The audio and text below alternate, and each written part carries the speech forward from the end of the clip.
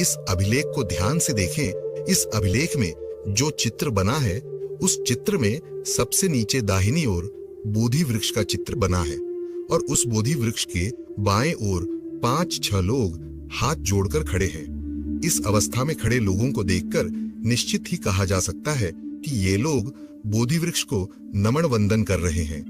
बोधि वृक्ष के ठीक बाईं ओर एक हाथी खड़ा है, जिस पर के सवार व्यक्ति हाथी से नीचे उतरकर बोधि वृक्ष को नमन कर रहा है। बोधि वृक्ष के ठीक ऊपर हाथी पर सवार 4-5 राजा या अमात्य दिख रहे हैं, जो हाथी के ऊपर से ही बोधि वृक्ष को नमन कर रहे हैं। इस शिल्प पर जो भी चित्रकारी दिख रही है, वह सारी चित्रकारी शुंगकालीन है। इन सब बातों के साथ ही एक बड़ी बात यह भी है कि इस शिल्प पर चित्रकारी के साथ साथ ईसा पूर्व की भाषा लिपि द्वारा हाथी और बोधि वृक्ष के बीच में बम्ही लिपि द्वारा बुम्हदेवा मानव को लिखावट की गई है। जिस लिखावट को पहचानने हेतु चित्र को घेरा में करते हुए बड़ा किया गया है, ताकि आप लोगों को यह लिखावट देखने व जिनको पढ़नी आती है उनको पढ़ने में सुविधा हो। अब यहाँ ध्यान दें, इस अभिलेख में बोधि वृक्ष बना है और उसको संबोधित करते हुए बुम्हदेवा मानव को लिखा हुआ है। यानी इस पुरातात्विक साक्ष्य से प्रमाणित हो जाता है कि बोधि वृक्ष जिनका भी सांकेतिक चिन्ह है, वही समग्र मानवों के ब्रह्मदेव हैं।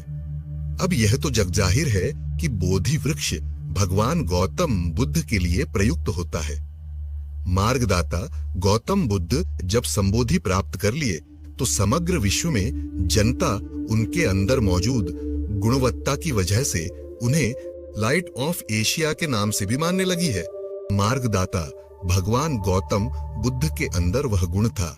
इतिपिसो भगवा अरहन अरहत हैं, सम्मा संबुद्धो सम्यक संबुद्ध हैं, विद्याचरण संपन्नो सभी सद्विद्याओं और सदाचरण से संपन्न हैं, सुगतो सदगति को प्राप्त है, लोकविदु सभी लोकों के जानकार हैं, अनुत्तरो सर्वश्रेष्ठ हैं, पुरिस दम्मसारथी भटके लोगों को सही मार्ग पर लाने वाले कुशल सारथी हैं, सत्था देव मने सानम देव और मनुष्यों के शास्ता यानी आचार्य हैं, बुद्धो भगवाती यही बुद्ध भगवान है। इन्हीं सब गुणों की वजह से भगवान गौतम बुद्ध को ही बुम्हदेवा मानव को कहा जाता था, कहा जाता है और कहा जाता रहेगा। परंतु सम्यक काल का यह ब्रह्म सम्यक अंत काल में आकर भाषा की